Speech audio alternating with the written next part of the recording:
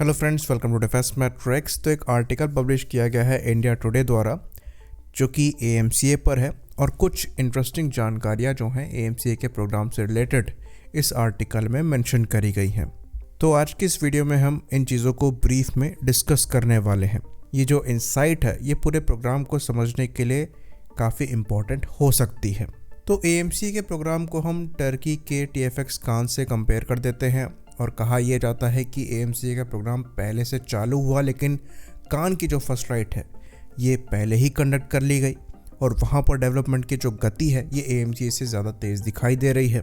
तो definitely AMCA के programme में डिले है और उस डिले के पीछे कई फैक्टर्स हैं।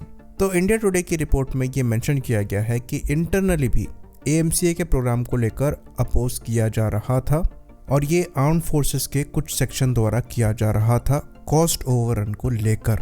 तो इस सेक्शन को एड्रेस करना बहुत ज़्यादा ज़रूरी है क्योंकि ये आर्म्ड फोर्सेस के इंटरनल सेक्शन है, तो ये खुद सिक्योरिटी थ्रेट बन जाते हैं और यहाँ पर लॉन्ग टर्म विजन की कमी सीधे सीधे दिखाई दे रही है। इंटरिम सॉल्यूशंस को हम भी सपोर्ट करते हैं, कैपेबिलिटी में लैग नहीं होना चाहिए। अगर बीच में चीज़ें इंपोर्ट करनी पड़े तो कुछ मात्रा में करी जा सकती हैं, पर इंडिजिनस प्रोग्राम्स को कभी भी कॉम्प्रोमाइज़ करके ये चीज़ नहीं होनी चाहिए क्योंकि लॉन्ग टर्म में आप बिना इंडिजिनस टेक्नोलॉजी के सस्टेन कर ही नहीं सकते। और इंटरेस्टिंगली कॉस्ट को लेकर यहाँ पर अपोज वो ऑर्गेनाइजेशन कर रही है या फिर उस ऑर्गेनाइजेशन का सेक्शन कर रहा है जिसने हमेशा से छोटे छोटे अपग्रेड्स के लिए इन इंटरनेशनल कंपनीज को ज़रूरत से ज़्यादा पे किया है और कई मामले में जो ये अपग्रेड चाहते थे वो इन्हें मिले भी नहीं हैं, जो ये ईजिली कम से कम इंडिजिनस प्रोडक्ट में डिमांड कर सकते हैं। और तेजस के केस में ये हमने देखा भी है। तो ये बात थोड़ी अलार्मिंग हो जाती है कि इंटरनली कॉस्ट फैक्टर को लेकर इस प्रोग्राम को डिले करने की कोशिश करी गई और ये यहाँ पर लॉन्ग टर्म विजन की कमी दिखाता है। बाकी एक और फैक्टर यहाँ पर इस प्रोग्राम की डिले को लेकर रिस्पॉन्सिबल है जिसको डिस्कस किया गया है और ये एक प्रॉपर जेट इंजन का रोड मैप ना होना कहा गया है। तो ये एक जेन्युइन रीज़न है क्योंकि पहले के 2 प्रोग्राम में ये चीज़ हम देख चुके हैं कि प्रॉपर जेट इंजन ना होने की वजह से हमें परेशानियां झेलने पड़ी हैं। मारुति के केस में ये चीज़ हमने देखा कि एयरफोर्स की रिक्वायरमेंट अल्टीमेटली पूरी नहीं हो पाई क्योंकि जो रिक्वायर्ड पार्ट थी उस एयरक्राफ्ट से नहीं मिल पा रही थी। वहीं पर तेजस के केस में भी कावेरी इंजन पर हमने काम किया पर सक्सेस नहीं मिली और अल्टीमेटली हम F404 इंजन से काम चला रहे हैं जहां से हमारी रिक्वायरमेंट तो पूरी हो रही है लेकिन जो एक्सपेक्टेड परफॉर्मेंस थी वो नहीं है। तो एक प्रॉपर पावर प्लांट का ना होना प्रॉब्लमेटिक हो सकता है, इसलिए ये इशू पहले सॉर्ट आउट करने की रिक्वायरमेंट थी। अभी एएमसीए के प्रोग्राम को अप्रूवल मिल चुकी है पर फिर भी इस नए जेट इंजन को लेकर रोड मैप क्या होने वाला है इसकी क्लैरिटी एग्जिस्ट नहीं करती। अभी तक हमने पार्टनर तक चूज़ नहीं किया है जिनके साथ मिलकर ये जेट इंजन हम बनाने वाले हैं और अगर हम एक एक्सपीरियंस्ड पार्टनर के साथ मिलकर ये मानकर चलें कि 1 दशक भी इस प्रोग्राम में लगेगा तब भी हमें अभी से इस पर काम करना चालू कर देना चाहिए क्योंकि ये 1 दशक तब लगेगा जब हम ये मानकर चलें कि इस इंजन डेवलपमेंट में कोई परेशानी नहीं आनी चाहिए, जो कि बहुत ही ज़्यादा आइडियल सिनेरियो होगा। तो ये जो इशू है ये अभी तक सॉर्ट नहीं हुआ है, लेकिन फिर भी एएमसीए के प्रोग्राम को अप्रूवल दे दी गई है, सीसीएस फंडिंग मिल गई है और जो प्रोटोटाइप डेवलपमेंट है इस पर भी काम चल ही रहा है। और इसलिए इस प्रोग्राम को 2 हिस्सों में बांटा गया है जिसमें एएमसीए मार्क 1 जो होंगे ये फॉरेन F414 जनरल इलेक्ट्रिक के इंजन यूज़ करेंगे, वहीं पर जो मार्क 2 होंगे ये इंडिजिनस इंजन्स यूज़ करेंगे।